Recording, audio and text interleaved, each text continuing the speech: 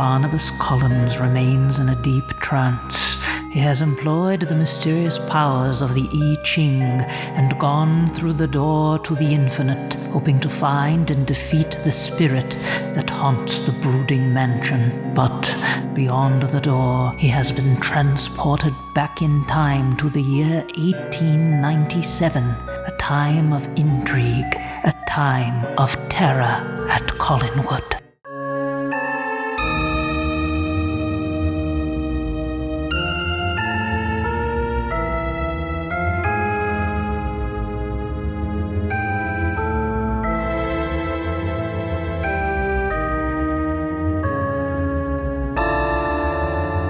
Welcome to Terror at Collinwood. Before we get to today's show, I just want to express my condolences to the family and friends of Mitchell Ryan, who passed away on March 4th. Mitch Ryan, of course, played the first Burke Devlin on Dark Shadows, the archetypal Burke Devlin, for about a year on the show. He was just an amazing actor. I didn't know him personally, but I did enjoy his performance as Burke Devlin. I enjoyed his performances in other projects as well. He was a phenomenal actor, trained stage actor, was really sharp up until his passing, from what I understand. And I actually, even recently, I saw him perform in the smartphone theater production of What Friends Do, #Expendables. It was written by Susan Sullivan, who she was also in it, as well as Catherine Lee Scott and David Selby.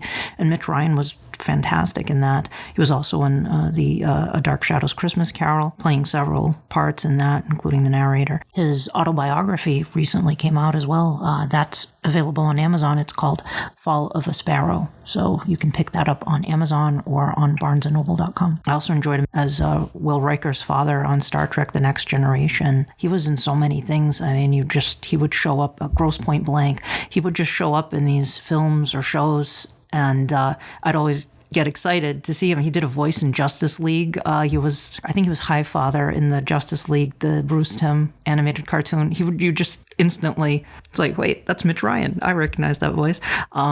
So I was really sad to hear about that. We've lost so many cast members from Dark Shadows, and Mitch Ryan was part of the original lineup of Dark Shadows right in that very first episode. He was the first anti-hero of the show. He was supposed to kind of be the villain, but also kind of not. His Burke Devlin there was a real edge to his Burke Devlin. He was dangerous. Burke Devlin was dangerous, but we liked Burke, his fondness for Vicky, his fondness for David, his respect for Elizabeth, all of that kind of came through, and even though he was out to destroy the Collins family, we still liked him, and that speaks to Mitch Ryan's acting ability. I did reach out to some fellow podcasters, to ask if they wanted to submit any tributes to Mitch Ryan, and I did receive a couple. I think there are going to be a couple more possibly coming in. I will put those at the end of the episode. As of this recording, one of them is from Fantasmo After Dark, my friends Rob and Phyllis Floyd, and one of them is from Jule Saynes at Resident of Collinwood, the YouTube channel. So stick around after today's podcast discussion to hear those tributes. Be careful, my friend, where you tread, for I warn you now, there are spoilers ahead. Welcome to Terror at Collinwood. I am your horror hostess, Danielle Oliveira Galerter, aka Penny Dreadful, and I am super excited, very excited to welcome my guest today, Joe Escobar. Joe is a longtime Dark Shadows fan, a graduate of the University of Rhode Island. Joe originally hails from Newport, but moved to Texas in 1986, where he's been an English teacher for 36 years. He's married to his wife, Sally, and they have one child, Elizabeth. He went to almost every Dark Shadows event held between 1983 and 1991, contributed pieces to The World of Dark Shadows, wrote an unofficial novelization of Night of Dark Shadows, and edited 4 issues of an online fanzine called The Collins Mausoleum. Welcome, Joe. Thanks for having me on. It's my pleasure. I was sorry I missed you at the Seaview get-together on Halloween. I was there a couple of weeks before you got there, but hopefully in a future year. Yeah, hopefully. I mean, I go to Newport a lot too, so who knows? Maybe we can arrange something. Right, because you're originally from here, from these parts. You escaped the cold weather, but you could not escape the pull of Collinwood. True. Joe, tell us, what was it like growing up in Newport, within a stone's throw of Collinwood itself? You were like right there. So what was that like? Did you ever go visit the property? Oh yeah, we used to ride up on our bikes, my friend Jim and I, and we would just hang out there. There was never any problem with getting on the grounds because it was owned by Salve, or it was leased by Salve, and they didn't have any problem with people just walking around any of their properties, as long as you didn't mess up the place or do anything to damage them. Yeah, I guess you couldn't any more than the students themselves were from Salve Regina University. I heard stories about students swinging on the chandelier and crazy stuff like that. The chandelier is just magnificent. To imagine kids like jumping on that thing is just madness. So today we're going to be talking about the 1897 storyline, which is it's going to be a substantial discussion here. But before we dive into that, I want to say the least, that is a long storyline. But tell us a little bit about how you got into Dark Shadows and spooky stuff and things like that. Well, when I was little, my mother wouldn't let me watch the show. A lot of my friends were watching it, but she felt like it was a little too violent for me at age 6, because I was kind of in that borderline age where some of my friends were watching the show, but a lot of my friends weren't allowed to watch it. And I was always fascinated with it. I have some vague memories of the show, and some false memories. I have a memory of Quentin being chained to a wall, and these guys watching him change, and they have a gun, they're ready to shoot him. Found out later that was actually Chris Jennings, but right. in my memory, I see Quentin, because memory works that way. But I got into Dark Shadows through the Ross novels. My friend Jim brought 4 of them to school one time, and I would read them after he read them. And then it was on Channel 56 out of Boston around that same time. So I'd say about a couple of weeks after I read the first novel, Mystery of Collinwood, I watched my first episode, and it was the one where Maggie is attacked, but she goes to the hospital and disappears. And I was really disappointed because Barnabas didn't show up. I thought he was going to be in every episode. I mean, Captain Kirk's in every episode of Star Trek. I thought Barnabas was in every episode of Dark Shadow. Were you surprised, coming from the Ross novels, going into the show, about the characterization differences and how Barnabas was portrayed, or did it dovetail nicely into the show? Or it was very surprising to me because the first novel I read with Barnabas was Barnabas, Quentin, and the Body Snatchers, and he's the hero in that. And I was also surprised that Quentin wasn't there. I mean, I thought Quentin was there from the beginning too. I didn't realize that. Or not even the beginning. I mean, I kind of figured out, Jim and I kind of figured out the first 5 books didn't have Barnabas. So we figured out that he must have come on the show later. Because we just knew it was totally illogical that they would put out 5 books without Barnabas if he was on the show. So did you collect any of the merchandise at the time outside of the Ross novels? Oh, I got whatever I could find anywhere. I mean, we collected pages from 16 magazine. When we find them at junk shops or sales, we collected books whenever we could, the comics, whatever I could find that was Dark Shadows, I would collect. And interestingly, you went to college with Joanna Going, who played Victoria Winters in the 1991 Dark Shadows series. That is amazing. And didn't she joke with you about you reading Dark Shadows books at the time? Yes, she went to high school. High school. Junior high and high school. Okay. I met her in 7th grade. We had classes on and off. And then she was really into the arts, not surprisingly. And one day we were taking a drama class together. That's where we I wouldn't say we became really good friends, but we, were friendly in high school in that class because it was a small class and we were constantly grouping with everybody on a rotating basis. You wound up being in groups with everybody in the class. You wound up liking just about everybody. Anyway, she told me that I shouldn't spend so much time reading Dark Shadows novels. I should branch out into like Shakespeare and and then she wound up being on the show, and at our reunion, which was 91, right after the show aired, I told her that she really should not waste time on Dark Shadows. She should be doing more artsy things like Shakespeare. She didn't. I don't think she knew what I was talking about until I explained it. Yeah. And then she laughed. I think she was being polite. That was kind of corny, I think, but That's great. And you interviewed her after that, right, for the 91 Concordance? right. Yes, I had asked her if she would consent to an interview, and we were both busy in Rhode Island, so she said yes. But let's do a phone interview when we both get back. She went back to California, and I went to Texas, and then we did the interview on the phone. How did you discover the Dark Shadows fandom? Because you've contributed to the world of Dark Shadows, like poetry and stories. You've done your own online zine, the Collins Mausoleum, which you brilliantly made into PDF download so that people could print it out if they wanted. And you wrote your own novelization of Night of Dark Shadows, because of course we had the House of Dark Shadows novelization that Dan Ross did, but we never got a Night of Dark Shadows novelization. So that's really great that you did that. So how did you find your way to the Dark Shadows fan community? Actually, two ways that hit me at the same time within a couple of weeks of each other. Jeffrey Arsenault used to run a fanzine out of Cumberland, Rhode Island called the Collinsport Call. Mm-hmm. Somebody in one of my classes saw me reading a Dark Shadows novel, and she knew Jeff. She was not a Dark Shadows fan herself, but she knew Jeff and gave me his contact information. And before I even got the first issue, though, I picked up Famous Monsters of Filmland, the one with Wrath of Khan on the cover. And that had an article on Dark Shadows. And it also had, I forget whose address it had. It had an address maybe for Kathy Resch or Dale Clark. I'm not sure. But once you got one zine, you got ads for all the other zines, and you were connected to Fandom. Yep. I got the Collinsport Call first, but then by the time I got that, I already had other fanzines on order through the Famous Monsters of Filmland information. And what prompted you to write a novelization of Night of Dark Shadows? Well, I always loved the movie, and I was writing a novelization in college, but then I found out that there was an incomplete movie, and the script was much more voluminous than the movie itself. That the movie was incomplete. And so I just abandoned the project because I didn't have a copy of the script. I didn't know where I could get one.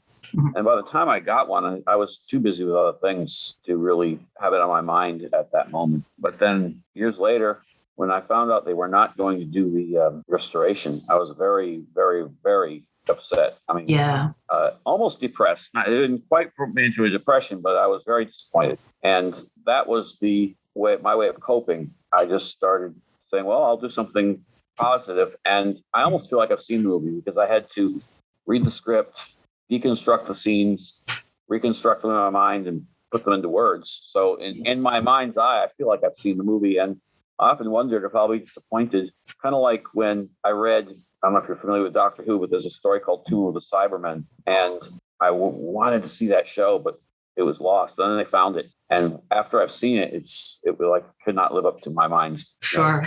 Yeah. What you imagined. Yeah. Right. Yeah. It is really heartbreaking that the restoration hasn't been released yet, but I'm still hopeful because Darren Gross, he's done so much to find all of that footage, to re-record all of that audio, and I put it together. And I'm hopeful, especially if we get a new Dark Shadows, like the Dark Shadows reincarnation, if that's successful, we could see something like the Night of Dark Shadows full restoration released as it should be, And when Ansel Farage was on here, we talked about all the different streaming, like we have Shudder, like we have horror specific channels. We have all of this Netflix, all of these things out there where potentially we could see something like this debut through a streaming service, So I really hope that we'll get to see that at some point. I really would love to see it. I believe it's done. I think it's ready to go. So let's keep our fingers crossed for that. I'm hoping that digital technology will keep bringing the price down on a lot of these editing things, and maybe that will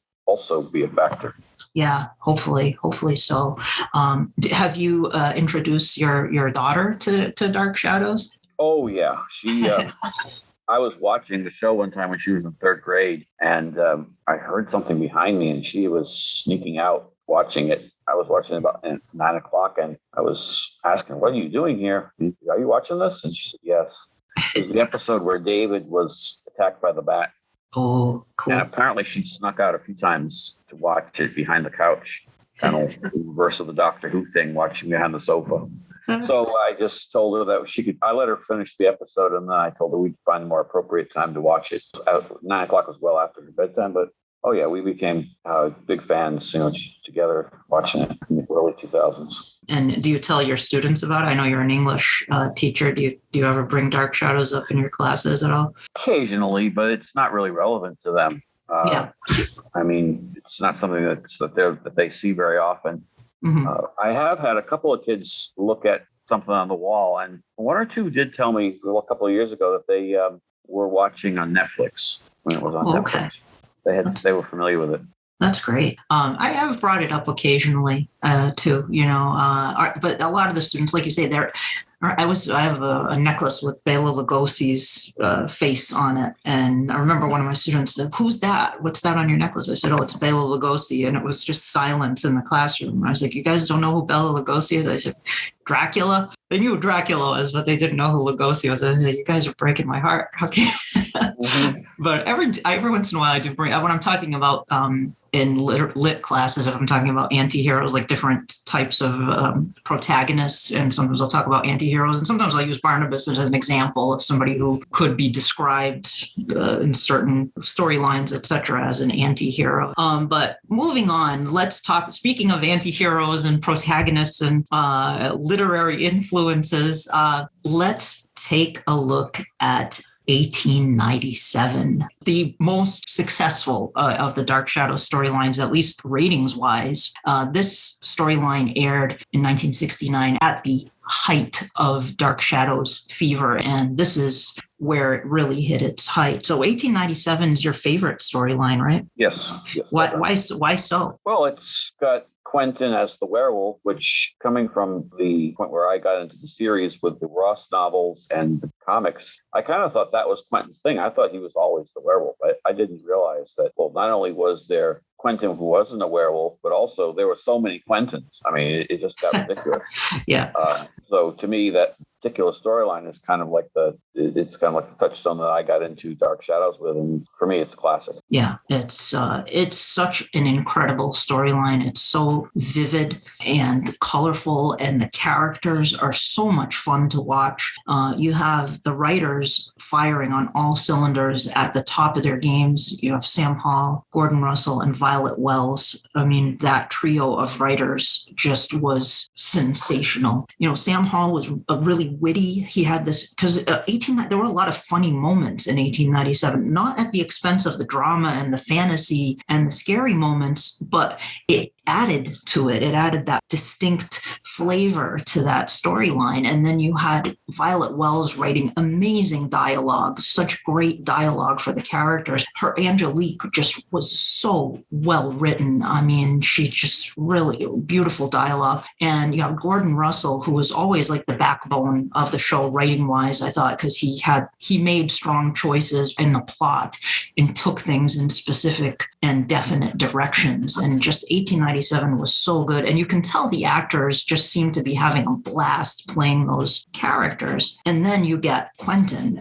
because we had seen Quentin as a ghost prior to that, and Beth too. And then now we see them when they're alive. And David Selby, it's very easy to see how David Selby became a mega star on Dark Shadows. When they always joked, it's going to be like the silent film era, like going to talkies. Is it going to be successful, or is the audience not going to like it? And thankfully, he was so engaging and fun to watch. He was a rogue. He had that wry sense of humor where he just arched his eyebrow and would make a kind of a wise guy remark about whatever was going on, and it was so much fun to watch Quentin. And then you have Barnabas in the mix, who's trying to solve this problem. He's a vampire again, which everybody loves to see Barnabas as a vampire. That's what we want to see, that, Barnabas is a vampire, but he's also trying to unravel this mystery of Quentin Collins. You bring Angelique in, and now Angelique is sort of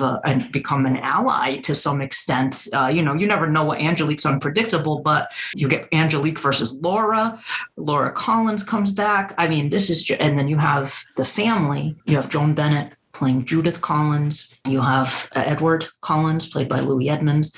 Carl Collins, played by John Carlin. And Carl Collins is such a wackadoodle, prankster, a very different type of character, something we never have seen on Dark Shadows before. It's a whole new flavor of Dark Shadows, I guess. So you have Magda and Sandor, the gypsies, very colorful characters and fun to watch. And of course, you're going to do a classic werewolf storyline. You got to have the gypsy. It's the whole Wolfman thing, right? Really so much fun to watch. And it's very easy to see why this storyline was such a huge hit with viewers in the 60s. And even to this day, if somebody asks me, I want to get into Dark Shadows, where should I start? I always say the big three storylines you got to watch are Introduction to Barnabas, 1795 and 1897. Those are required viewing, but I kind of ease people in with 1897 just because it grabs you right away with that episode 700. Right. The storyline begins with Barnabas, and we're going to try down the road as we go into these episodes. I will circle back and drill down on specific characters and specific subplots and things like that. This is going to be kind of a more general overview of 1897. I'm going to try to hit all the big stuff, and I did pull some information off the Fandom wiki just to keep myself on track here, because this is I think this was the longest storyline they did in the show. By far, yeah. 9 months, 180 episodes, something like that. Yeah, I mean, Adam was pretty long, but this was even longer. And pre-Barnabas, you could say that's two. You have the overarching, the Burke Devlin thing happening. It's all kind of simmering when we get to Laura, but we have the Burke Devlin and Bill Malloy, and then and Matthew Morgan stuff, and Vicky searching for her parentage. But then you have the Laura storyline, which is kind of its own thing. So, but 1897 also has two arcs, but the overall arc is Quentin's origin story, right, basically, So Barnabas uses the I Ching and sends his astral body back in time. His consciousness inhabits his body in 1897. And of course, we know his body in 1897 is chained in the mausoleum. He is still a vampire in 1897. And he wills Sandor. Magda's looking in her crystal ball, and they're looking for treasure, Collins jewels, and she sends Sandor to the mausoleum. They see the mausoleum, the crystal ball. It releases Barnabas. Barnabas bites Sandor, puts him under his power, and takes up residence in the old house. Meanwhile, we are at Collinwood. We have the grand matriarch, Edith Collins, grandmama, who's on her deathbed. She was great. She's on her deathbed, but before she dies, she wants to reveal the secret, the Collins family secret, to Edward. She's going to pass this secret along to Edward. Quentin comes home, the black sheep of the family. The prodigal son returns, and Quentin's bad news right from the get. Fun to watch, but he's a rogue. He dabbles in the occult. He's a womanizer. He drinks. He's so much fun to watch, but he's trouble. And what was your reaction from Quentin as a ghost, and then seeing him alive? That contrast. Any thoughts on that? Well, I used to collect the audio in college. That was my first really regular exposure to Dark Shadows. And I got 1897 first. I started after 1795, I got 1897. A small collection of people that had taped the show in the 60s. And then these tapes were making their way around Fandom in the 80s. So I had a select number of videotapes with nothing to watch them on. I just got highlight episodes that I could find. But I would sometimes prevail upon people to let me watch on their video recorders. But for the most part, I listened to the audios, and I got the 1897 story first. And then I went backwards later on and listened to the 1969 ghost story. So for me, it was, I was aware of what the story was about, that he had been a ghost, but I really was kind of impatient to get into the werewolf episodes. So it was really kind of a reverse for me going backwards later. Mm-hmm. I watched much of the show out of order. Is the werewolf your favorite of the classic monsters? No, not necessarily. I like them all, the vampire, but I liked that combination. I was always fascinated from the first time I read Barnabas, Quentin, and the Body Snatchers of this idea of the vampire and the werewolf teamed up. Yeah. And it didn't happen very often in Ross's books, but that was my first idea of what Dark Shadows was. So you don't have Barnabas and Quentin necessarily teamed up, but you do have them playing off against each other and two monsters in the same storyline. Yeah. In this storyline, we have Edith, she dies before she can tell the secret to Edward. And the secret, of course, is Barnabas, who's been sealed in the mausoleum. She sees him and she dies before she can tell Edward what the secret is. subsequently, there is the reading of the will. But before then, Quentin tampers with the will. He gets his lawyer friend, who's also a Satanist, Evan Hanley, played by Humbert Estrado, to alter the will. And there's some back and forth with the will. Barnabas gets his hands on the will and gets Sandor to rewrite it. I mean, there's this whole episode with the reading of the will with the family in the drawing room. It's just so much fun to watch that whole, and all of those characters bouncing off each other and interacting with each other.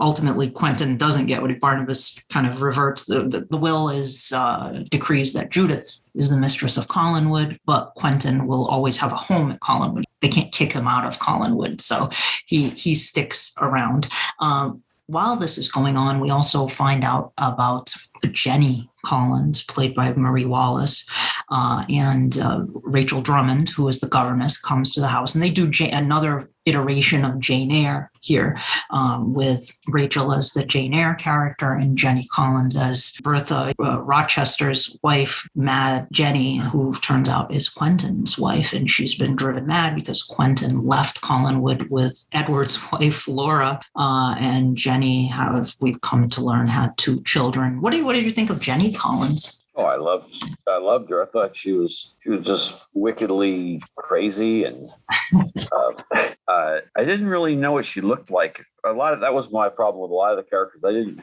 know what a lot of them looked like until I saw pictures of them in the various fan magazines. But she was kind of almost exactly like I pictured her. With the crazy hair and crazy eyes. I just loved her as a character. Marie Wallace is a wonderful person too. She's one of the first. She was at one of the first events I went to. Mm-hmm. Yeah, I have to get her on this podcast at some point because I think she'd be really fun to talk to. Yeah, she of course had played Eve prior to playing Jenny, and Jenny is just such a tragic character. So much fun to watch, very compelling but very tragic as well. She's being taken care of by Beth, who secretly kind of the Collins family is having her. Jenny is this big secret. When Quentin comes back, he doesn't know Jenny is still there. He doesn't seem to care about Jenny at all, but she is there. And Quentin has set his sights on Barnabas. Now, he sees Barnabas as a threat. So he and Evan Hanley conduct this ritual to summon, summon entity. And of course, it's Angelique who's coughed up from the bowels of hell and sent to Collinsport. So now we have Barnabas, Quentin, and Angelique in motion here in this storyline. The big guns. I'm kind of jumping around a lot here, but we're kind of hitting the big stuff. Jenny finds out Quentin is around. She knows that Quentin is with Beth, and there's a torrid affair happening there as well. So Jenny kills Quentin. She stabs Quentin and kills him when they reunite with each other. Quentin is killed, and Angelique brings Quentin back as a zombie. I know a lot of people refer to Jeremiah as a zombie. I never saw Jeremiah is not really a zombie. He's more of a revenant. He's more of a revenant because there's a physical aspect to Jeremiah. You see his hand come out of the grave, but he can also disappear. His voice echoes as his body dematerializes. He's not really. Quentin literally is a zombie and referred to as a zombie in the storyline. And Barnabas, remembers from the West Indies how to summon a zombie back to their grave and all of this stuff. So that was fun to see that.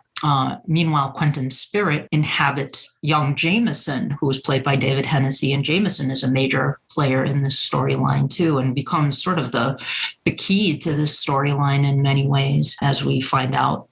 He is actually the one person that Quentin ever actually loved was Jameson, which ties back to why he was fixated on David and taking David into the afterlife. So it's really messed up here. It's sad, you gain I think Quentin as a character grows over the course of 1897.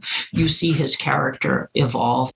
Any thoughts on that and sort of the evolution of Quentin over the course of the storyline? Yeah, he does evolve into somebody. He starts out with someone who's very self-centered and doesn't care about anyone but himself. And then towards the end, he starts to develop a conscience and compassion towards some of the others. You mentioned earlier that you had Barnabas, Quentin, and Angelique together. This is really one of the only times in the series where they're interacting a lot as these characters. Because in Leviathan, Angelique comes in kind of late, and then of course you have Parallel Time, and then you have 1840. Angelique's not there in 1970. Yes, she's not there in the summer of 1970. So it's really a rare time for all of these characters to interact together, and you kind of have them all develop a connection or a respect for each other, if not really affection. Like, for example, towards the end, Angelique, maybe it's skipping ahead, but when they have an agreement to marry, and then she puts it off for a while. I think you kind of have these characters develop into, I won't say friends, but at least not enemies. Yeah, I agree. There is a respect that develops between those three characters, and Julia comes in later too, and she's part of that as well. Then she becomes like that fourth part of that, because then you have a great scene with Angelique and Julia. They develop that sort of respect for each other. So it is interesting watching this develop, and also with Quentin and Barnabas. Like at first they're at odds with each other, but they become allies over the course of that storyline.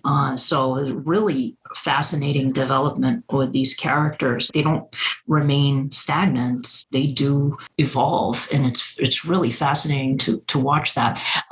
Now, of course, Quentin, once things are set to rights, we have Reverend Trask come in, the descendant of the original Reverend Trask, Gregory Trask, who shows up with his daughter Charity and his wife Minerva. And unlike the previous Reverend Trask, who was also bad news, but the original Reverend Trask was a fanatic who believed in what he was saying. He was this frenzied witch hunter who really believed, whereas this Trask is a hypocrite. This Trask is real, and this is an archetype in Gothic fiction, the evil cleric, the monk kind of character he's a hypocrite. He is a perv. He's abusive to the children at Worthington Hall, the school that he runs, who's ostensibly a charitable school for children. He's really mean. It was right out of Charles Dickens, actually, that's Worthington Hall. Was it Nicholas Nickleby? I want to say it was Nicholas Nickleby. I'm pretty sure. Yeah. So we have Trask come in, and he tries to return Quentin's spirit, pull Quentin's spirit from Jameson and return it to Quentin's body, and apparently succeeds. Of course, we find out it was Angelique who did the work behind the scenes there to set things to right again. But Trask, of course, everyone thinks Trask did this, so he's now kind of entrenched himself at Collinwood or nearby. Judith takes a shine to Reverend Trask, so he's around. And now, of course, Quentin now wants to kill Jenny, which he does. He ends up strangling Jenny to death when she finds him and Beth together. So he kills Jenny. Little did we know that Jenny was actually a gypsy and Magda's sister. And when Magda finds out what happened here, she sets a curse on Quentin, curses him as a werewolf. She puts the werewolf curse on Quentin. And I think it was Patrick McRae, when he was on here, pointed out this curse. It's sort of an interesting parallel to the curse Angelique puts on Barnabas, the vampire curse. She initiates the curse in the drawing room of the old house. She gives him that drink, and that's kind of the first step in the curse. Of course, then she goes off and does that great spell, that great gypsy spell to put the curse on Quentin. And during the full moon, he does indeed transform into a werewolf. And this links back to part of the reason Barnabas is there. Barnabas is there to save David's life, to try to save David's life, because Quentin's spirit in the future has taken possession of David and Amy. But David is on the verge of death. But also Chris Jennings, there's some mysterious connection between Chris Jennings and Quentin. So Chris Jennings in the present, his werewolf transformations start to go kablooey. He just starts turning into a werewolf at any time. And at one point, he just doesn't turn back. He's a werewolf, just stays a werewolf. So Barnabas is trying to find out what this connection is. And we learn, of course, Quentin and Jenny had children, and Chris is Quentin's descendant. The firstborn son will inherit the werewolf curse. And I've heard people say, well, Chris and Tom are twins. Why doesn't...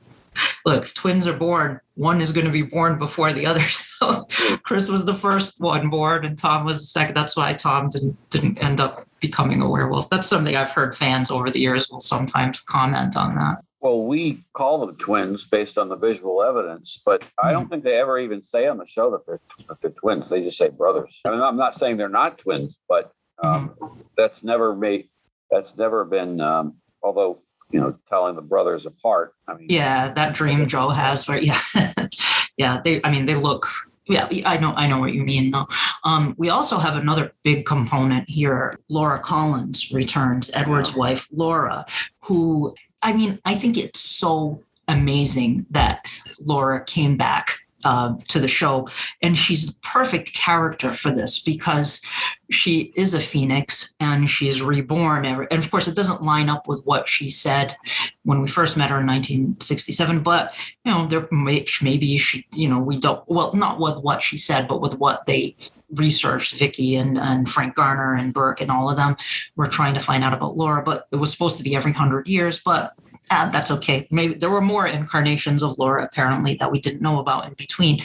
And that was really cool to see Laura Collins again in 1897. For longtime viewers of the people who were on board before Barnabas, that must have been a real treat to see her again, because a lot of the people who watched Dark Shadows started watching it after Barnabas came on the scene. So that must have been fun to see. What were your thoughts on Laura Collins? Well, I thought it was amazing.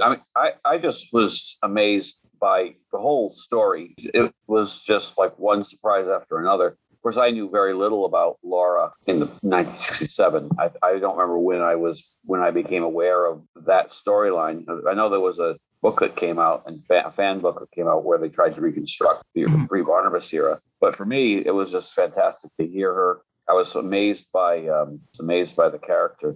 I remember the way she reacted. The way she got played off of David Selby. They played off each other was exciting too. Like when she tells him dying's not so bad, Quentin, once you get used to the idea. Yeah. Oh, yeah.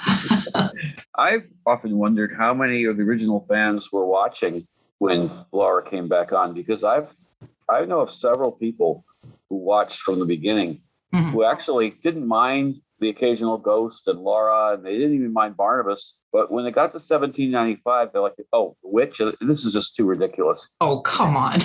Well, this is a lot of the audience was the average soap opera viewer, and for some of them, it might have been a little out there when you start having monsters left and right. The show was always different from the beginning. With a Gothic mansion on a cliff and legends in this small seaside town. But I could see how the average soap opera viewer, somebody who's watching afternoon TV, and the transition to sort of the monster kids who were obsessed with monsters in the 60s and famous monsters of Filmland and Aurora model kits saying, there's a vampire on TV, there's a witch, there's a werewolf.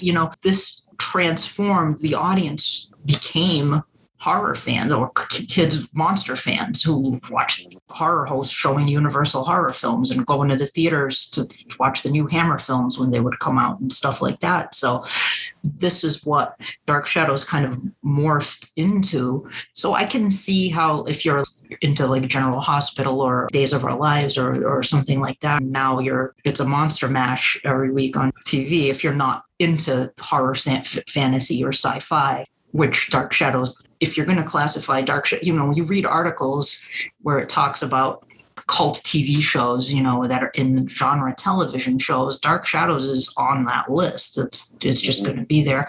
So if you're not predisposed to liking that sort of thing, I can see how that would be shocking, I guess, when you throw in a witch with, voodoo dolls, just sticking pins in voodoo dolls and stuff like that, and Jeremiah coming out of the grave and Barnabas rising as a vampire and things like that. Yeah, I'm not sure exactly where these people jumped ship, but these were typical soap viewers, and they just at some point said, well, this is getting ridiculous. Might have been when the soap opera elements were almost jettisoned in favor of these monster storylines too, because it really was not much of a soap opera in terms of the focus of the show was not on the love affairs, and there were of course, love interests and all that. but they didn't dominate the show the way they did in other soaps. Even from the start, it was gothic romance. You know, you had those Jane Eyre-ish qualities to the show right from the start. I mean, all of those characteristics were present, which immediately visually set it apart from other daytime soaps at the time. You had Joan Bennett, a movie star, in the show. You had a live, not live, but a orchestra. It was, well, the music was played live on those records, but you had Bob Cobra. Those shows, the daytime shows at the time, didn't have any of that stuff going on. So it was really different right from the get-go. But anyway, getting back to 1897, we find out that Laura was married to Jeremiah at one time. Barnabas remembers her when he was 12. And again, this is sort of another thing where people go, well, how can Jeremiah be married to Laura if he was the same age as Barnabas? I always felt that Jeremiah, even though he said, oh, we're the same age, sometimes you say that even if it's like your relative, if it's a relative who's a few years older than you can say, I have cousins who would say, oh, we're about the same age, but they might be like 3 or 4 years older than I am. So maybe Jeremiah was a young groom at the time, maybe he was 16 and Barnabas was 12 or something like that. It was the 18th century, maybe he got married pretty young to Laura, and that's why Barnabas remembers Laura from his childhood. The portrait that he finds of Laura, there's a lot of great stuff happening there history-wise with Barnabas and Laura. Laura determines that Barnabas is an enemy and must be destroyed. Her new acolyte, Dirk Wilkins, is on board for this as well. Dirk Wilkins, played by Roger Davis, who's the caretaker at Collinwood, becomes Laura's sort of servant here. And Laura is about to stake Barnabas, and Angelique stops Laura from staking Barnabas, setting up this great adversarial Angelique versus Laura, which I thought was really cool because Angelique's a witch, so her weakness is fire. A witch can be destroyed by fire.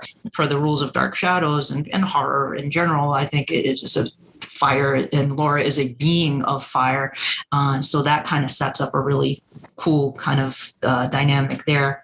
And I love how they ultimately outsmart Laura, because she's back to her old tricks of wanting to take her children into the flames and the afterlife with her.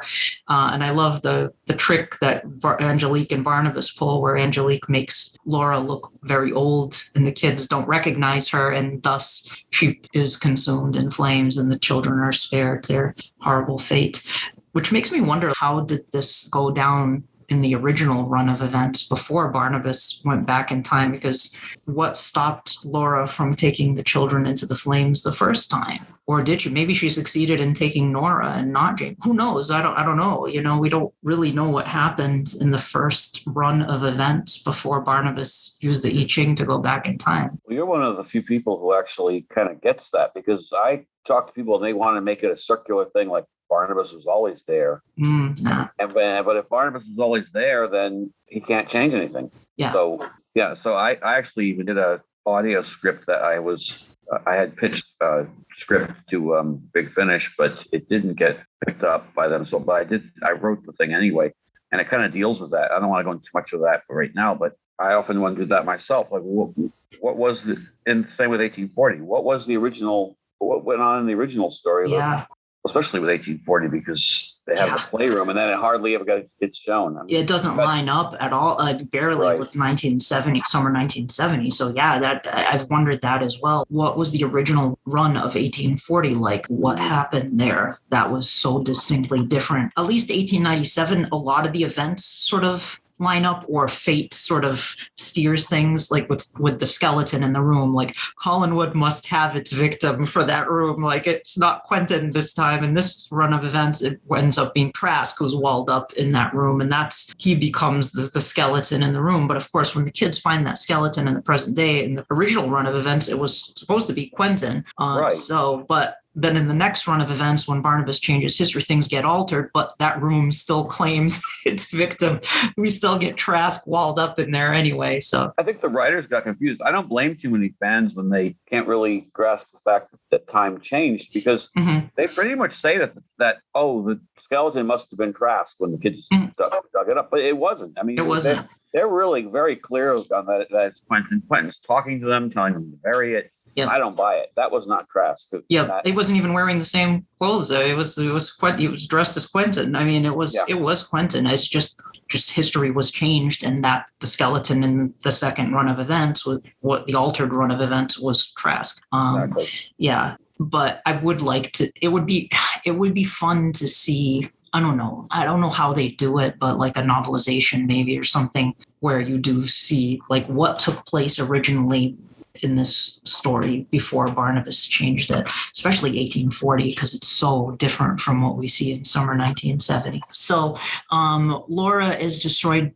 Dirk, Barnabas bites Dirk, who is turned into a vampire. He dies unintentionally, but he was not meant to die, but he dies, rises as a vampire. And then he starts preying on Judith and on Rachel Drummond and demanding that Barnabas bring Laura back from the dead. And Barnabas, says he can't do that. Dirk is causing all kinds of problems here. Meanwhile, Trask is hired Evan Hanley to put Tim Shaw in. As Tim Shaw is a teacher at Worthington Hall, a friend of Rachel Drummond's or childhood. They were both at Worthington Hall together, and they do this Manchurian Candidate storyline where Tim Shaw is brainwashed basically into murdering Minerva Trask to get her out of the picture so that Reverend Trask can marry Judith and become the master of Collinwood. And then Trask, jerk that he is, has Evan Hanley conjure an image of Minerva haunting Judith. Judith is committed to the insane asylum. So that Trask is really, if you're going to pick a villain in this storyline, I think Trask is probably even. You have all these supernatural characters operating, but Trask is like the worst of the worst here. Definitely. Yeah. So, we got Judith is driven mad. Meanwhile, Magda realizes that she has cursed her own family when she finds out that Jenny had children, and she's horrified by this. And she's desperately now trying to remove the curse. She tells Barnabas of this mystical talisman, the hand of Count Patofi. This was dropped a couple of times. You mentioned the Forest of Ajdan and all this with Count Patofi earlier on, and then they actually went there with whole Count Patofi thing. And we get this next big arc with Count Patofi. She retrieves it is the severed hand of this mage who was an enemy of the gypsies, and they turned him into a werewolf. And he was the last known man to own a unicorn. And in werewolf form, he slaughtered the unicorn as payment for removing the curse. The gypsies took his hand. Most of his mystic power was focused in this withered, creepy-looking hand, and so they severed his hand in exchange for removing the werewolf curse. And ever since then, Count Patofi has wanted to get his hand back. So Magda gets his hand. They do sort of a monkey's paw kind of a deal with it, or the beast with five fingers too, kind of a hybrid between the two. The hand can make your wishes come true, or it can do horrible things to you. But the plan is to use the hand to remove the werewolf curse from Quentin. And I love Quentin as a werewolf. It's just, there's so much fun with that storyline and trying to remove the curse with the hand. Any thoughts on that, on the hand of Count Patofi? Oh, well, like you said, it's definitely the monkey's paw, although it doesn't always backfire on. Sometimes it does. No.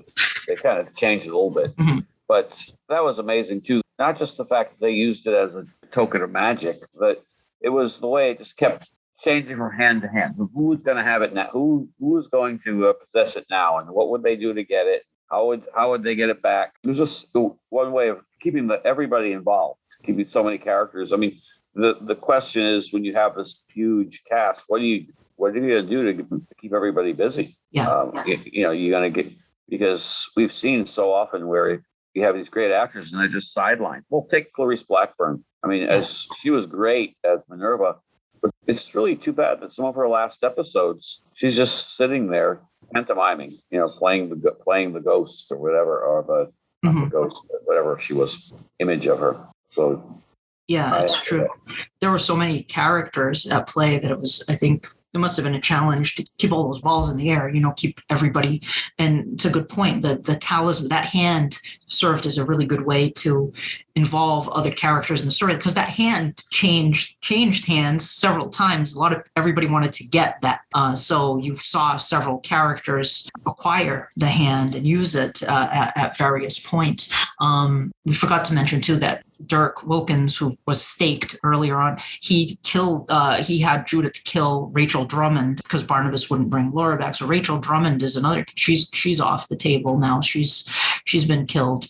Dirk has been staked, so he's gone, which opened the door for Roger Davis and Catherine Lee Scott to come back yet again as two other characters, Charles Delaware Tate, the artist, and Kitty Soames, Lady Hampshire, which was a fun character to watch Catherine Lee Scott play as well. A sort of scheming character, a little bit, but it turns out she actually, not only does she look like Josette, she actually is she is the reincarnation of Josette. This time she really is the reincarnation of Josette. All the other times, yeah, she looks like Josette, but she's not Josette. This time she actually is. And Charles Delaware Tate, we have this great thing going on here with Tate and, this Amanda Harris, this painting that he paints, whatever he paints comes to life because he has this Faustian bargain with Count Patofi, who is going to show up quite soon with Aristide, played by Michael Stroka, what a fun pair those two are. So it's just so much fun to watch. So we have, I'm all over the place here with this. There's so much going on in the storyline. It's kind of difficult to remember everything, but we're trying to hit the big stuff. So Patofi's hand, Julianka is summoned. She is a gypsy who comes to seek the hand, to get the hand back from the Romana tribe, King Johnny Romana. So she agrees to remove the curse from Quentin, but is killed mysteriously before she can do that. Who was she killed by? Well, we find out it's going to be Count Patofi. It was Victor Fenn Gibbon shows up at Collinwood, played by the great Thayer David. It's funny, so many actors played more than one character in this one storyline. As multiple characters. Usually they play a new character in the story. Like we saw 1795, everybody played a new character, but they didn't play multiple characters in the same storyline. With 1897, you're getting couple of characters for some of these actors, but such a very distinctly different performance versus his Sandor. We get this evil, dark mage, but quite charming and entertaining to watch, Count Patofi, and his very vain, colorful sidekick, Aristide. Now, a lot of people refer to Patofi as a warlock, and I've seen fans. I don't consider, but like to me, a warlock is affiliated with Satan. Like somebody like Judah Zachary, or some people say Nicholas Blair is a warlock. Some people say he's a demon, but either way, it's affiliated with Diabolos. Whereas Patofi seems to be a very independent agent. He says, I have but one God and his name is Patofi. And to me, like when I see Count Patofi and this whole mythology with the Forest of Ajdan and killing the unicorn and having this mystical hand, he strikes me very much as like something out of a dark fantasy or a fairy tale, almost like a dark fairy tale. He's more like a mage or a wizard who's kind of found his own way to power without selling his soul necessarily, but he's a different type of magical user, I guess, or sorcerer in the show. Yeah, he never references like any Dark Lord or anything. I mean, no. I don't think. Yeah, I hadn't thought of that, but yeah, it's not the same as Nicholas, who answers to somebody. Patofi never really answers to anybody. No, he's he does his own thing, but his primary motive for showing up in Collinsport is to get the hand back, to be reunited with his mystical hand. Now, Count Patofi still has power without the hand, but the hand is what really gives him immense power. And it's be interesting to see a backstory of how that came to be. Like, how did Count Patofi enchant his hand to such a degree? Like, what did he do to acquire such power and focus it in that one place? That would be a fun backstory to see something like that. But Patofi shows up and he starts causing trouble, introduces himself as Victor Fenn Gibbon. We find out he's Count Patofi himself. When the great scene where the fake hand comes off and you find out it's him. And he does all kinds of terrible things. He causes. Oh, I forgot to mention Pansy Faye. How could I forget Pansy? Collins, the prankster Collins, shows up with his his fiance. I want Carl and Pansy to have their own spin-off series. Honestly, they're just so. It's such a something so different from any, because Dark Shadows can be very somber and grim and serious, but then you have these crazy characters like Carl and Pansy. And I love the scene where Carl introduces Pansy to Barnabas, and she comes in and does the "I'm gonna dance for you," and she sings this whole number, and Barnabas is just staring at her like, what is going on? What am I watching right now? Yeah, people often bring up Oscar Wilde when they talk about the Picture of Dorian Gray, but a lot of it reminds me of like the importance of being earnest. Oh, yeah. Dialogue and all that. Of course, that's all elements in Picture of Dorian Gray also. There's a lot of scenes from importance of being earnest are reflected, like that dialogue, there's similar dialogue in the book. But that's one of the charms of 1897 for me, is because it's got a lot of comedy, as you said, but it doesn't impact the drama of the story. It's almost like Buffy in a way, without the sexual references. Yeah. Buffy, they're constantly referring back to things that they're constantly referencing other shows, but right. Movies. Yeah, I'm so glad Dark Shadows never did that, because that keeps it in its own dark brigadoon, as Fred said, But Pansy and Carl, yeah, I mean, they're these comedic characters, but they're in this gothic, grim world. But you'd always see that too. And if you watch Hammer films, like some of the Villagers or Universal films, you get there is some lightheartedness amidst the spookiness. So I think that actually enhances the events, because you do get those moments of comedic relief, but it doesn't cross the line into, when Stuart Manning was here, he was talking about the elements of farce, and those are present, but I don't feel Dark Shadows ever crosses that line into farce, and that adds a nice flavor to it. And 1897 definitely has that going for it. But we had Carl and Pansy. Pansy is killed early on by Dirk, but Pansy's spirit is put into Charity Trask's body by Count Petofi.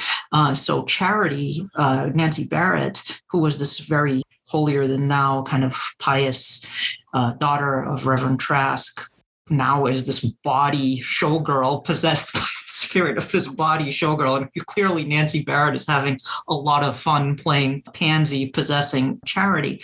But there's also a tragedy to it, I think, because of course Barnabas, during the course of events, Barnabas kills Carl. I know a lot of fans hate that this happened, and I loved Carl, so it made me sad, but it also reminds one that Barnabas is a vampire and he is unpredictable. You don't mess with Barnabas. Carl found out he's a vampire. That's it. That's how Barnabas rolls, as the kids say, Yeah, he's not a good guy. He's not a good guy. He's shades of gray. He can be, but he can also be extremely dangerous. But I think that's part of the fun of Barnabas, is that he is unpredictable. He's a vampire. There's something scary about Barnabas. I think if you defang Barnabas, metaphorically speaking, losing that edge makes him less interesting. I think having that potential danger there with regard to Barnabas makes him even more compelling to watch. So, but sadly at the expense of Carl, who was a fun character, but then it creates a really nice tragic element to it. Even though Pansy is bawdy and over the top and fun, there is a sadness, because now the spirit of this dead showgirl is possessing this daughter of a minister, but she's searching for Carl. She knows Bartley that Carl was killed, and it's kind of interesting comeuppance that it is Pansy possessing Charity who ends up staking Barnabas, or what she thinks is Barnabas. Kind of does close that circle a little bit, I think. Right. Interesting. It's just an interesting little thing that happens there that I haven't really seen mentioned. Not only does Petofi do this, he takes possession of Jameson, which is so much fun to watch too. David Hennessy playing Thayer David's Count Petofi was a blast to watch. I thought he did a great job as Petofi. Yeah. And there's one great scene in the drawing room where he's going to drink brandy, and Edward says, "What are you doing?" He stops him, and then he gets he gets another glass and he's drinking it. And Edward sees it. He says, "Mineral water, good for the digestion." But you mentioned that we got the great scene of Barnabas killing Carl at the expense of the character. But I think John Carlin was leaving the show temporarily anyway. Sure. And instead of just having Carl kind of go off to Atlantic City with Pansy, or just take off because he was sad because Pansy died, they opted to have him go out with a bang. Yeah. Exactly. It was great. He had that great dream sequence too, where he's at Pansy's show, and they did some really fun stuff with him. But yeah, I thought it was a good way to get him off the chessboard, and it reinforced the fact that Barnabas is a predator. I mean, Barnabas can be scary, and I think that's part of what's fun about Barnabas. It's not the only thing about Barnabas. He can also be very compassionate. He can be very tragic, but he can also be very terrifying as well when he wants to be.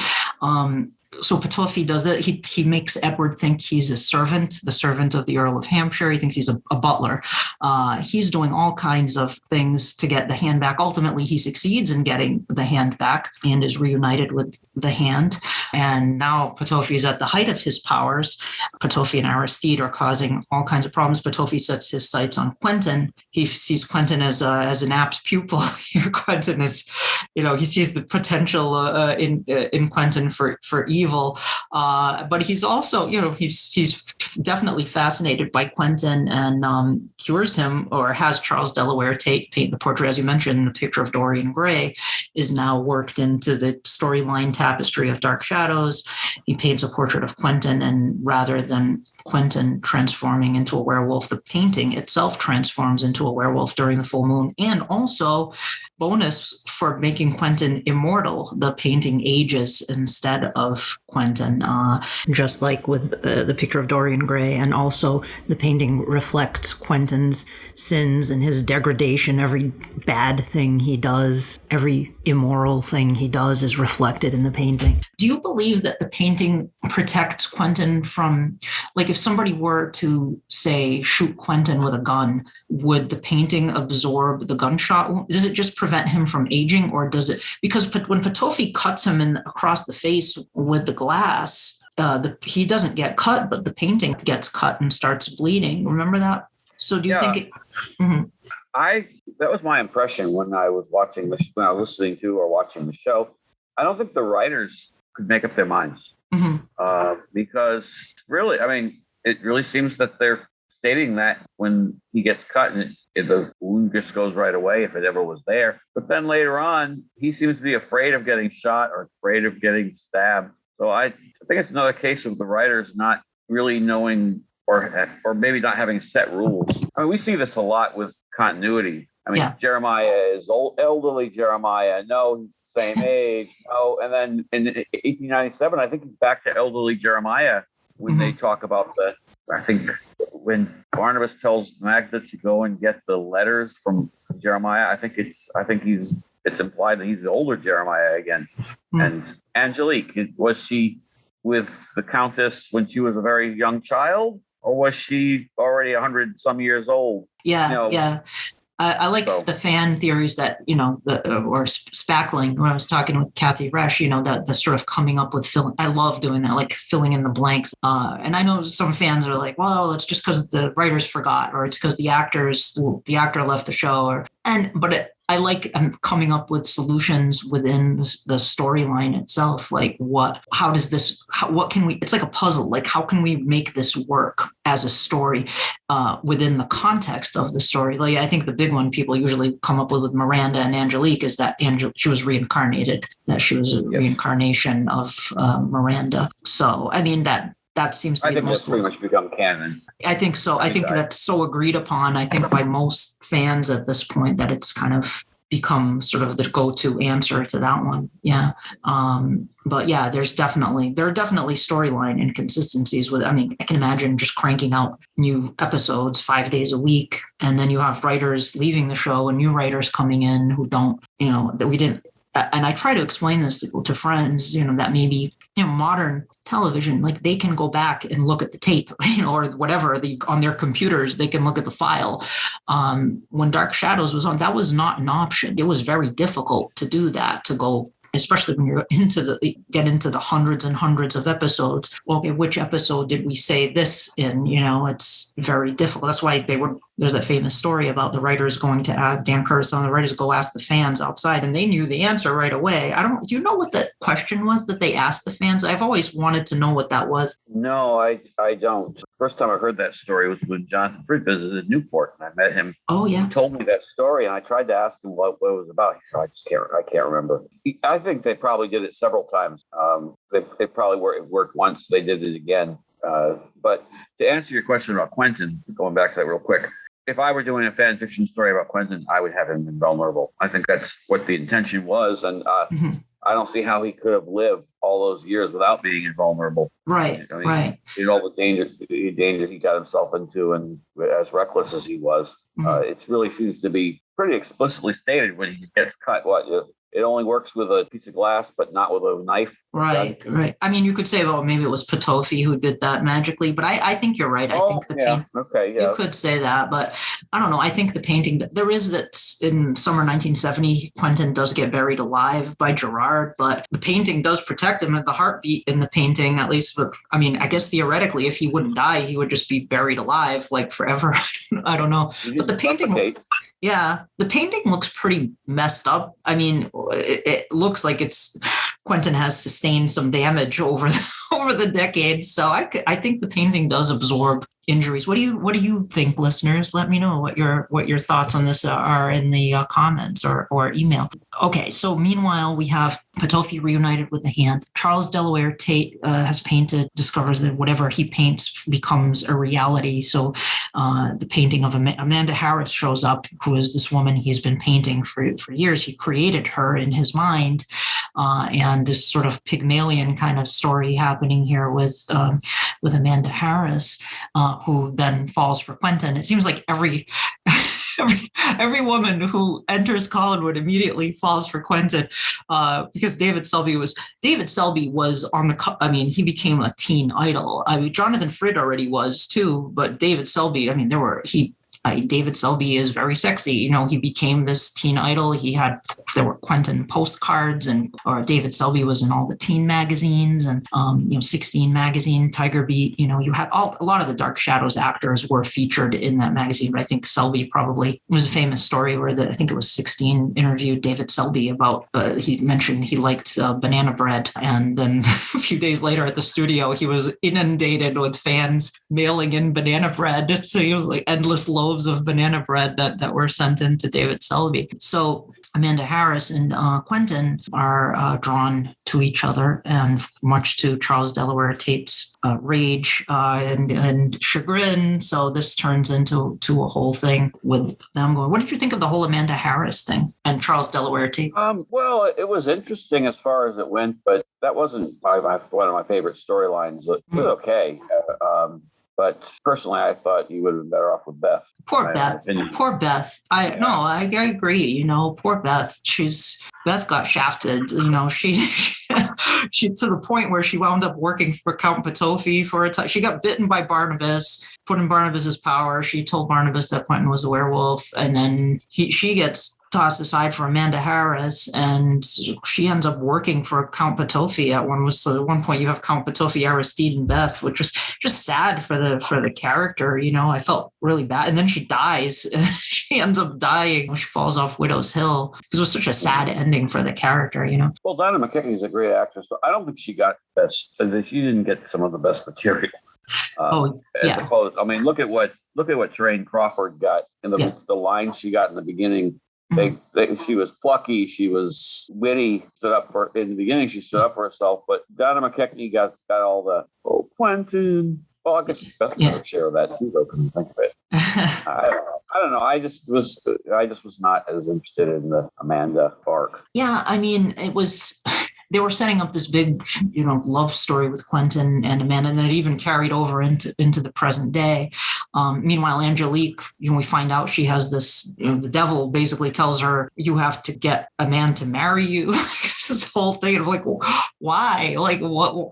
like, what? So she's supposed to try, her and Quentin are going to get married, but then Quentin falls in love with Amanda, and then you get this whole thing happening with Angelique and Amanda and Quentin. Meanwhile, Count Patofi has the gypsies. Count King Johnny is in search of the hand. Aristide kills King Johnny, but the gypsies are after Count Patofi, and Count Patofi learns that Barnabas is from the future, and he loves that. He is fascinated. This is his way to escape the gypsies, to go to 1969. He's convinced Barnabas can take him with him into the future, but Barnabas tells Patofi, "I can't. That's not how it works. I can't do that." But Patofi is undeterred and is determined to get Barnabas to take him to the future. Patofi takes away Patofi is very powerful. He takes away Barnabas's powers, like his vampire powers. Barnabas can't disappear. He grabs his hand, he can't disappear, but he seems to take away his ability to do pretty much everything, turn into a bat, or his strength, the vampire, whatever, any ability that Barnabas has as a vampire seems to Patofi, just by grabbing his hand and leaving that mark. Until this mark goes away, you can't use your favorite trick, to disappear. But that's a pretty powerful move for Patofi to do that. He traps Barnabas, and there's this whole scene with the I Ching where Barnabas is trying to use the I Ching, but Edward, they've now discovered that Barnabas is a vampire. Barnabas has been revealed as a vampire. So vampire hunt. This is exciting too. This is a major thing that I didn't even bring up. There's so much stuff happening in this storyline. I mean, wow. Barnabas is outed as a vampire. Trask confronts Barnabas. Now Barnabas is on the run. This is exciting. This has never happened in the show before, where Barnabas is being hunted as a vampire. So this is cool. What did you think of all that, of the whole vampire hunt storyline? 1897 just never ceased to amaze me with what they would come up with next. That was the chance to find, because he was always the big secret. And so this was the one chance to have him. His secret is now out there forever, and everyone knows it. For once, he's not in control. He's or at least he doesn't seem to be in control. Yeah. Because we know that he actually did orchestrate things with Angelique to put people off his scent by for creating a fake body and all that. The doppelganger, yeah. Doppelganger, yeah. I don't want to necessarily go off on a big tangent, but one of for me, the cardinal sin of the Depp movie was when Depp's Barnabas is going around saying, "I am a vampire." Because the heart of Barnabas is that secret. Frid said that himself. He says Barnabas is playing the lie. Yeah. And the lie is exposed. So this is finally see that lie exposed, and everybody knows. Agreed. He's hiding in different places, and it's really fun to watch. But Barnabas's body in the present, when Edward discovers, Barnabas using the I Ching, he knocks the wands off the table, and Barnabas's body in the present just disappears, which is, I assume, I don't know what happened. Maybe it merged with the Barnabas in the past. I don't know, or maybe it's just kind of waiting and suspended in some other dimension until Barnabas returns to the present. But Julia now is deeply concerned. Stokes thinks Barnabas has died, but Julia is determined to find out what happened. Barnabas wrote that. I think this was kind of a stretch when Barnabas leaves the note for Julia in the desk, and Amy happens to find it at just the right time. Like, what if somebody found that note in 1921, instead of 1969, or 1948, somebody found that note in the desk. It just so happened that Amy found it while this was going on. I guess maybe fate, the mysteries of fate, and destiny. Well, we're kind of lucky that the body did disappear, because if not, at the end of the storyline, when I don't know if you mind me jumping ahead, but no, go for it. He comes back to 1969 through a totally different means. Yeah. We had 1795 and then the Leviathans. We'd be wondering, well, what happened to the body?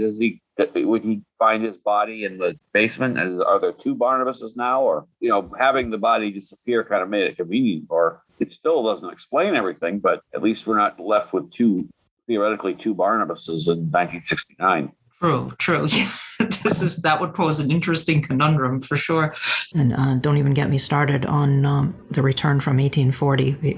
We'll save that for that episode. But yeah, so Julia uses the I Ching to go send her astral body back to 1897 and does so successfully, although she's very disoriented when she arrives in 1897. She's traumatized by the trip to the past. So now Julia eventually she regains her senses and becomes another major player in this storyline. Count Petofi finds out she's from the future, tries to kill her, but we find out Julia can't be killed because she's in her astral form.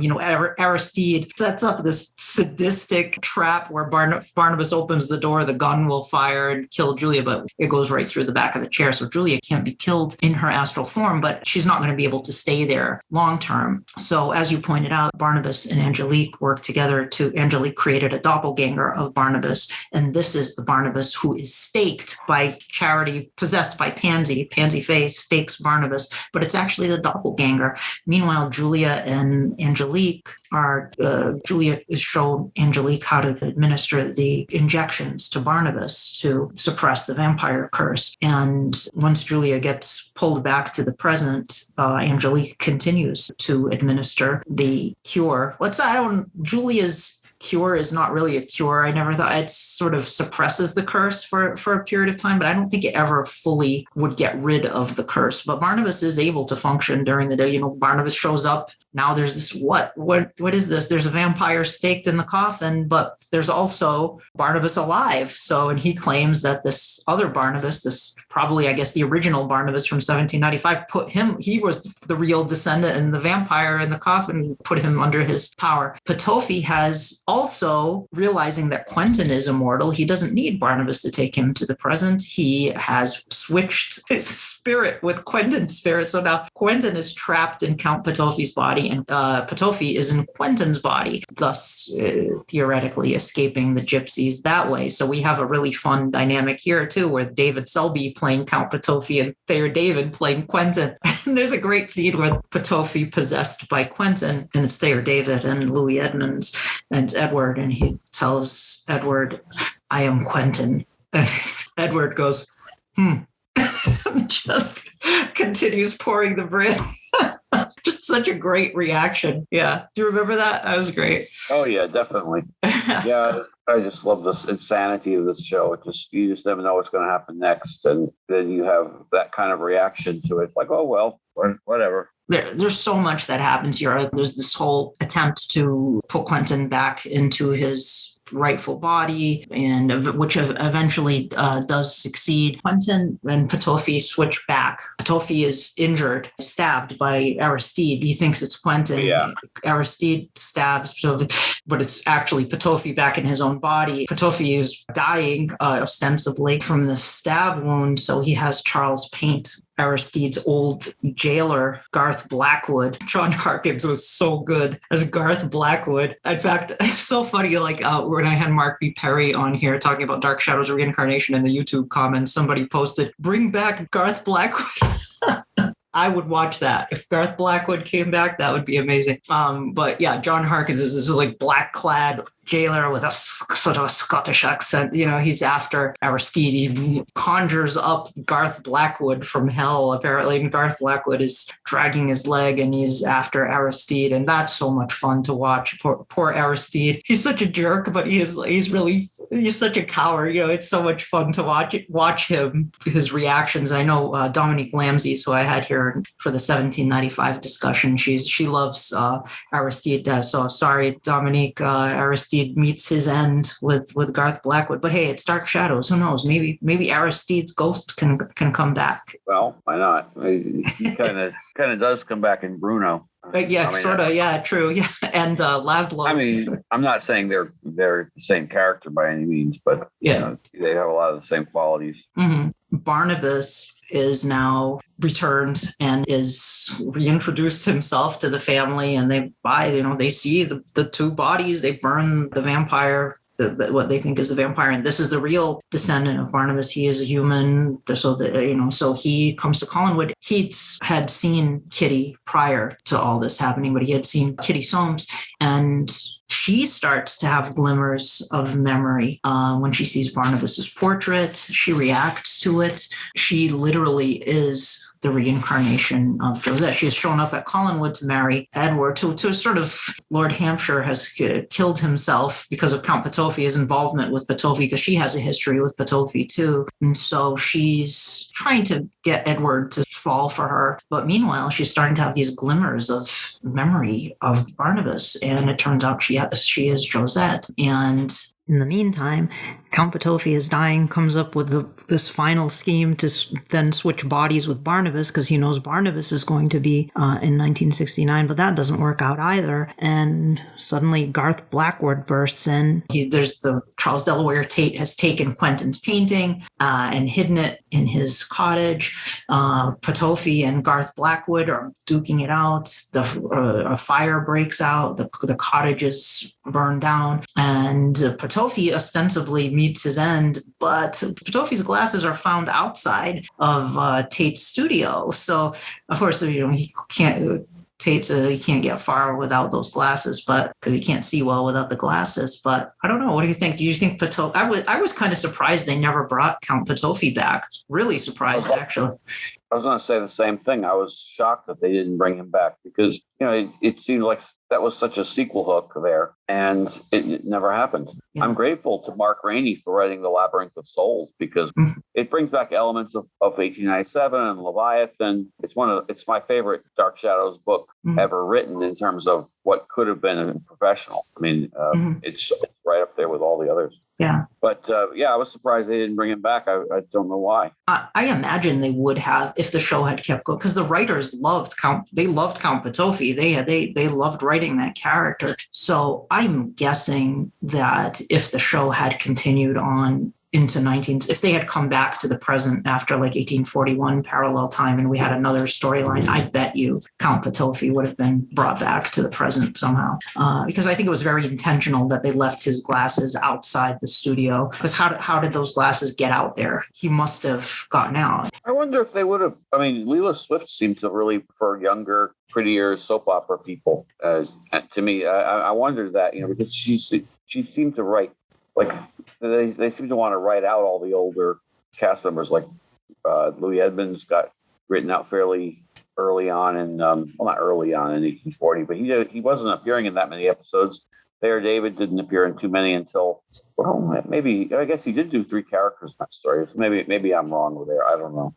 So you think, yeah, I can see that. As when we got to even Leviathan, when he was brought in Jeb, and then summer 1970 with Hallie, and then you had Gerard and Daphne, and so I could see they were skewing a little bit younger, maybe with the actors. Maybe so. I don't know. I know Dan Curtis by that last year was kind of checked out a lot with what was going on, because he was focusing on movies and wanted to lead up to House of Dark Shadows and then the success of that, and then going into Night of Dark Shadows, and maybe he wasn't really making as many of the decisions. I don't know. I'm not sure.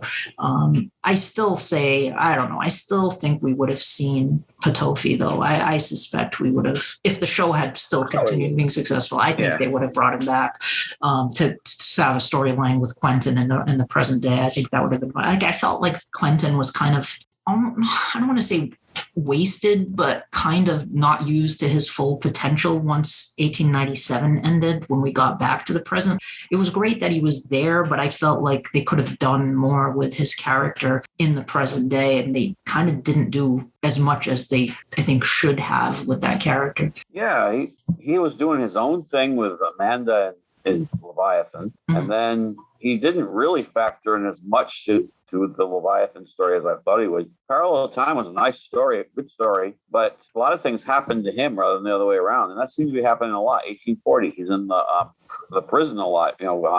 He's got the Vicky role basically, and then in 1841, Parallel Time, a story I love, he really doesn't do that much except like get on Gabriel for being a coward. It's like Morgan, let's gang up on Gabriel. Morgan, you didn't need both of them. Well, it's would have been more effective maybe if Quentin had played the Morgan role. Mm-hmm. Oh, yeah. I love that you love 1841 Parallel Time, because a lot of fans don't like that storyline because it's so disconnected from the main time band. But I think it's a pretty good storyline. It's grim. I like the tone of it. It has its own kind of flavor too, like all the other storylines. I do wish though that there was a stronger link to the main time band, or that they had at least come back again at the very end to the main timeline, because it was almost an island unto itself, you know? I liked it for the very same reason a lot of people didn't like it. A lot of people didn't like it because Fred wasn't playing Barnabas. Mm-hmm. I liked it because he wasn't playing Barnabas. We get to see something different. Yeah. Same with Lara Parker. We get to see them in different roles. There were some things I thought were kind of ridiculous, like why is there a parallel Julia who's really got nothing to do with the other Julia, but they have the same. Yes. I liked it too. I just wish, and it didn't definitely, I enjoyed seeing Fred and Parker in new roles as well, but I think for me, I would have liked a stronger tie to the main story. It just feels like with 1970 Parallel Time, Barnabas is in that time band, and then Julia is in that time band too. They go from the main time band into Parallel Time. With this one, it's sort of, we just kind of pan into Parallel Time, and there we stay for the rest of the series. And it would have been nice to have a stronger anchor to the main time band. But that said, I think as a storyline on its own, I enjoyed it too. It was fun to see the Wuthering Heights mashed up with the Lottery, with Shirley Jackson's The Lottery, and it had a very dark and somber quality to it. I felt it was an interesting feel to it. Brutus was very scary in audio. Brutus, yeah. When I was listening to the stories, you hear him, and then Morgan is a lot more effective when you just hear his voice, because it's like radio, and Keith Prentice has almost like a radio voice. Yeah, it worked really well. I was very disappointed in the character when I finally saw him. Not that I thought he was bad. I mean, it had nothing to do with the way he looked. It's just that he didn't match up with the voice I heard. He was one of the few actors who I didn't see. I don't think I saw any pictures of him. He appeared very irregularly, if not at all, in the teen magazines, because by then the show was pretty much almost over. Yeah. I mean, he may have appeared in some of the teen magazines, but I didn't have any of his pictures. And fans, I don't remember any fanzines or very many times where they would reprint pictures of him. And during that time, I remember listening. Somebody sent me back in the fanzine days too. Somebody sent me a tape from the ads. I got audio tapes of some of the stuff that was because that wasn't in syndication at that time. I think it was some 1840 stuff, I want to say. And that was really cool to hear. That was the way of experiencing that stuff, that and the concordances and things like that, because we didn't have those episodes in syndication. So unless you did have pictures of those characters, you wouldn't know. Luckily, 1840 concordance, they had TV photos in the back. Kathy had those TV photos in the back pages of that where fans, in 1970 and 71 were taking pictures of their TV screens so you could actually see some of the characters and stuff. But that was, by the end, there were less and less of those for sure. Speaking of the end, let's wrap up 1897 here. So Josette, now Lady Hampshire, after much trial and tribulation, Kitty becomes more fascinated by the portrait of Josette, and eventually she travels back to 1795 through the portrait, bringing Barnabas with her into the portrait, and thus that wraps up Barnabas's stay in 1897. Quentin's death has been prevented, and in the present day, David is no longer possessed by Quentin because he never died. He never became a ghost. He never haunted Collinwood, and they'll remember him. They still remember him though, which is interesting. Yeah, it's interesting. Like I always imagine they must have two sets of memories, like one of the events that took place before Barnabas changed history and one of the new set of events after Barnabas changed history. Maybe eventually those original memories fade somewhat. I don't know, but I kind of liked that David and Amy remembered, because it was a great scene where, where they actually see Quentin in the present and they're terrified.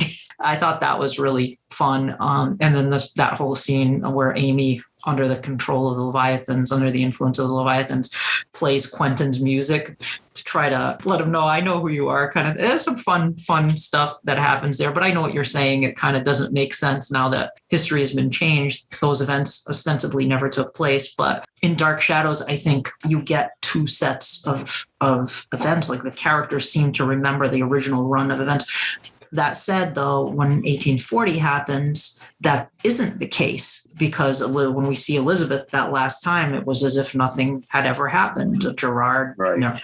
So the mysteries of time travel, time works in mysterious ways. We don't know what effects it will have at any given moment. There's so much time travel and parallel universes and things like this that have taken place at Collinwood. The stairway through time, they must have really screwed with time to such a degree at Collinwood that we get all kinds of different effects, perhaps, due to all of that might manifest in different ways. Big Finish did a really good story in which Hallie is haunted by having two memories of dying and not dying. I think that was the Phantom Carriage. Is that it? I think it was the Phantom Carriage. Yes. That was good. Yeah. And I think that's what happens. I think you get those two sets of memories.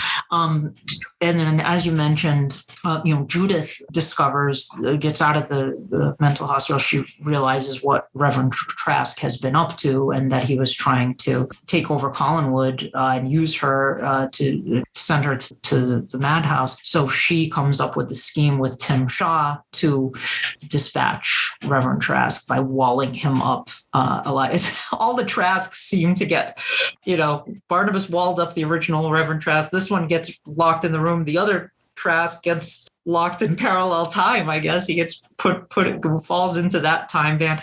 But this Trask gets walled up in the room. There's a great scenes with Judith calling him on the telephone, and she left the gun there for him, and he kills himself. And so he becomes the skeleton in the room. And that wraps up 1897. We were all over the place because there's so much that happens in this storyline that it's difficult to cover everything, but I will eventually go back and drill in on specific things. But how about is there anything we didn't touch on that you wanted to address with regard to 1897 character-wise or storyline-wise? No, not really. Nothing really comes to mind. I mean, we hit most of the high points of it, I think. So no, I'd say nothing that really stands out in my mind at this moment. Okay. Closing thoughts on the storyline in general.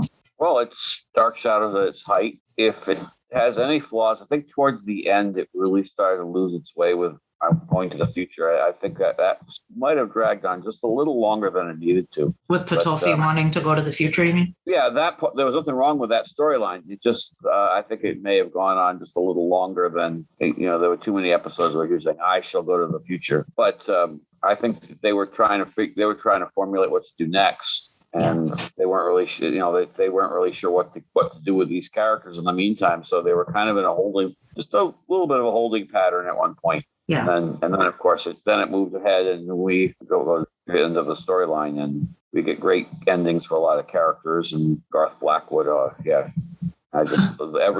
penalty for everything is death. Yeah. Yes. The penalty is death.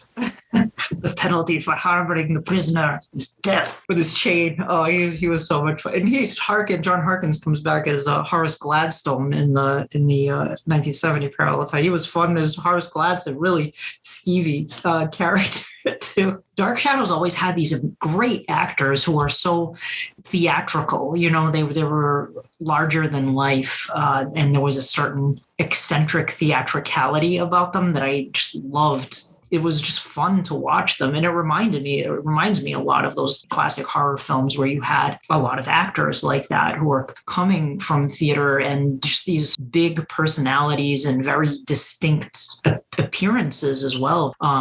But so many good characters, Aristide, Michael Stroke, Thayer David, Grayson Hall as Magda was so fun. I feel like we didn't talk enough about Magda. She was a great character too. What a wonderful performance by her favorite character that she played on the show. Actually, of course, we love Julia, but Magda was such a 180 from Julia, such a different character for Grayson Hall to play. You can see she was really enjoying herself playing that role. And of course, we got the green series of bubblegum cards that came out. Mostly was 1897. Those are really fun to look at. That was my introduction to 1897, actually, because when I was a kid, my uncle had those bubblegum cards. He had the pink ones, the pink set and the green set. I didn't have them all. He got a ton of them, and he gave them all to me. So I would flip through those cards and wonder what was happening. And I'd see this gypsy, looking at her crystal ball and stuff. And I'm like, what is this? Who is this? And read the little quotes. So that was before I ever watched 1897. I knew the imagery of 1897 from those cards. Those are really cool, just memories that are kind of coming back to me of looking at those.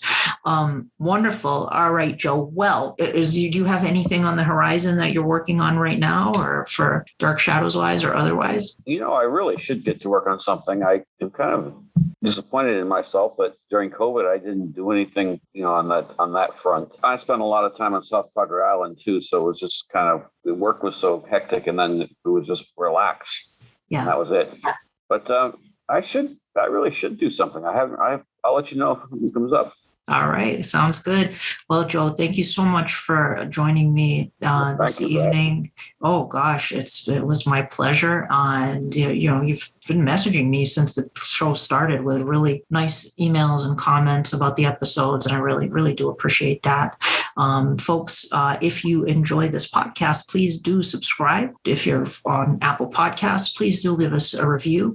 If you're on YouTube, definitely subscribe to the YouTube channel, because I am going to be posting some exclusive videos down the road that are not necessarily podcast episodes, but additional content. So keep an eye on the YouTube channel. The best way to do that is to subscribe and ring the bell, as the kids say, so that you can be notified when new videos go up. If you subscribe through Spotify, any of those feeds are really good to, if they give you an option for reviewing or rating the podcast, please do so. And thank you so much for listening. Hey everybody, this is Rob Floyd. And Phyllis Floyd. From the Fantasmo After Dark Cult Movie Podcast. And we'll just say a few words about Mitch Ryan. Sorry to hear of his passing.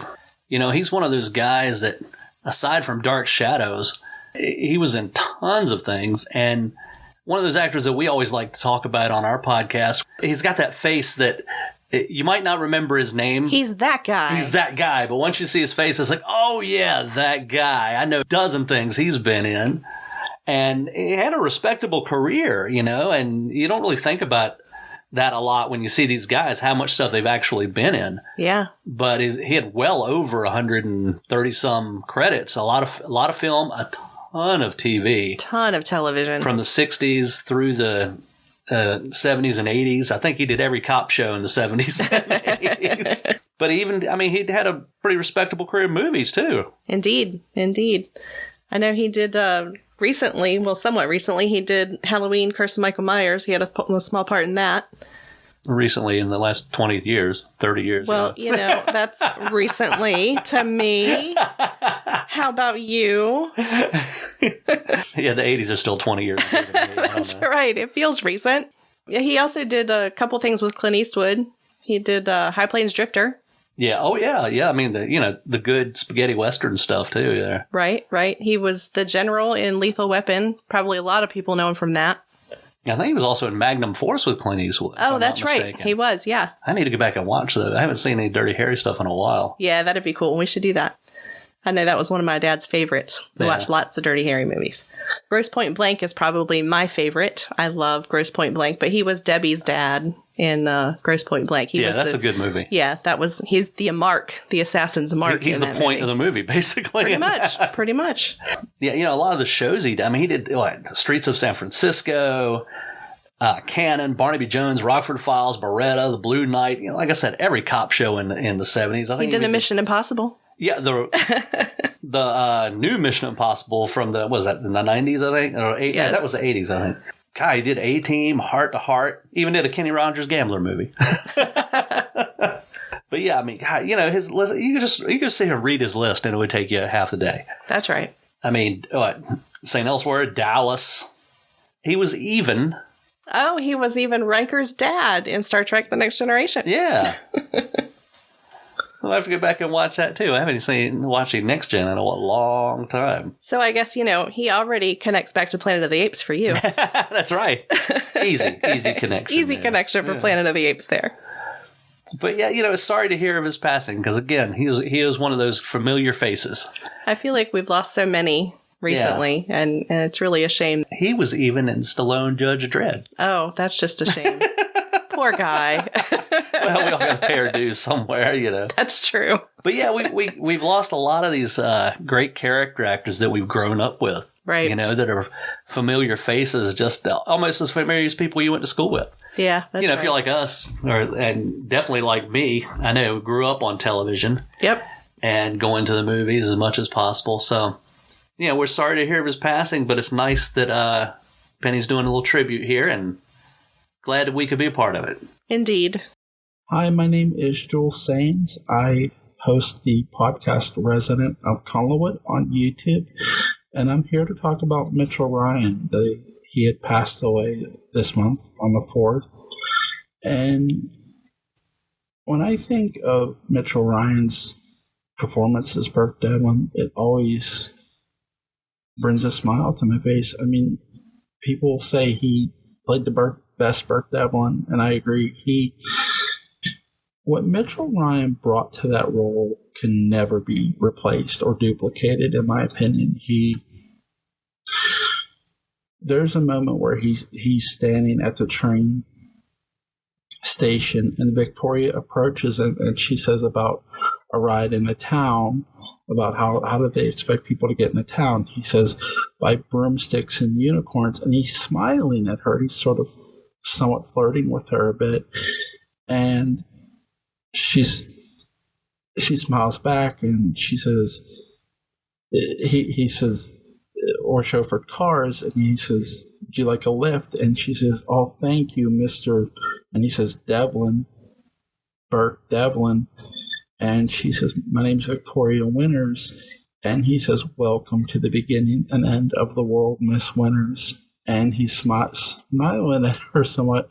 And she goes, I'm not going that far, just to a house called Collinwood. Do you know it? And he goes from smiling to such a serious look. I mean, he changed it in a second, quicker than I can snap my finger. And you want to talk about just a telltale sign of how he really let you know. Mitchell Ryan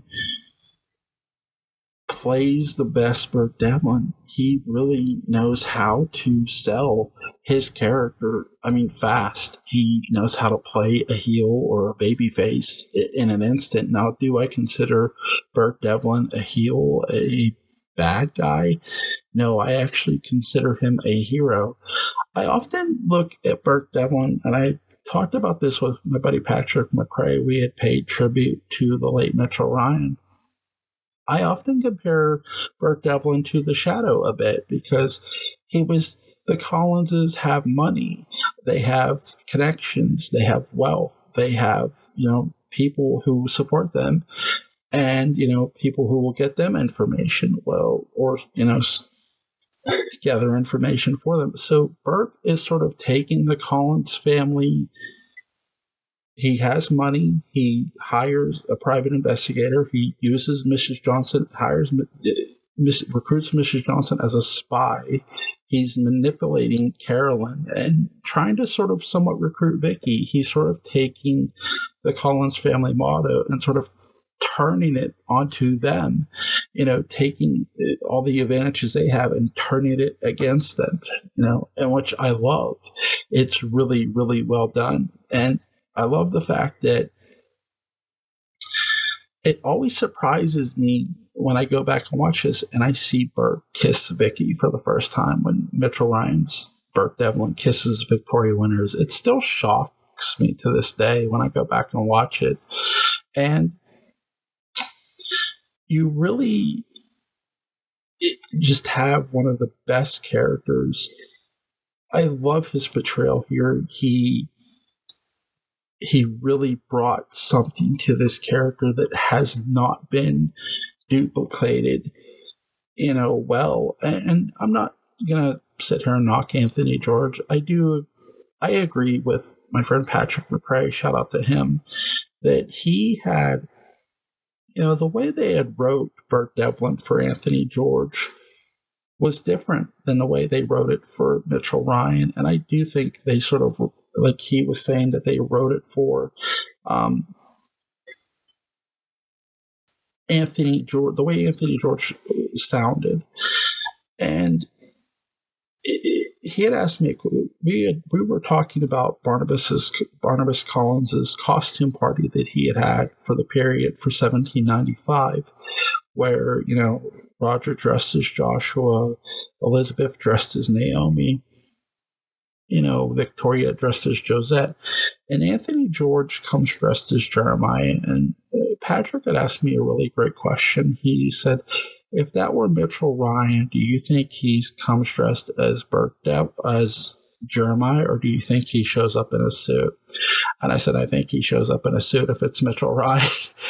And he goes, I agree. He goes, or if he shows up at all, he just might go to the Blue Whale, which I agree with. I think that's, Mitchell Ryan brought a cool and a cool, calm demeanor to Burt Devlin, but knew when to get nasty. And I love that. I think that's, before we get the cool, suave Quentin, in many ways, that's Burt Devlin, too. He's very suave, but he knows when to, punch, or when he has to get physical or rough with somebody, or just put someone in their place. And I love the way that Mitchell Ryan portrayed Burt Devlin. It's so, so amazing. And I'm sorry if I'm taking up a lot of time. He really was just fantastic. Amazing, fantastic. Obviously, I'm a huge Halloween fan, so I loved his portrayal of Dr. Terrence Wynn in Halloween 6, The Curse of Michael Myers. There's a lot of great actors in there. Donald Pleasance, Marion Hagen, Paul Rudd is introduced in that movie. And even though Mitchell Ryan's not in it a ton, when he's on screen, he really steals that movie for me. I love when he's sitting in the chair and he's holding Danny and he just turns and smiles so sinisterly, but yet so sly at the same time. My favorite Dirty Harry movie is Magnum Force, and Mitchell Ryan's character is in this. Mitchell Ryan is in this movie, and he plays this motorcycle cop. And Dirty Harry suspects Mitchell Ryan's character of the one who's killing the criminals in cold blood, because he delivers the line of a hood can kill a cop, but a cop can't kill a hood, and he delivers it with such convincing that you're sort of like, oh my God, is it him? He really just knew how to sell his characters and just get them over. It's crazy. A lot of how great he really was as an actor. A lot of young actor and actresses need to go back and watch Mitchell Ryan, not just as Burt Devlin. Yes, definitely as Burt Devlin, but the other roles he did as well. Again, I just want to give my deepest sympathies to the Ryan family, to his friends. Thank you for your time.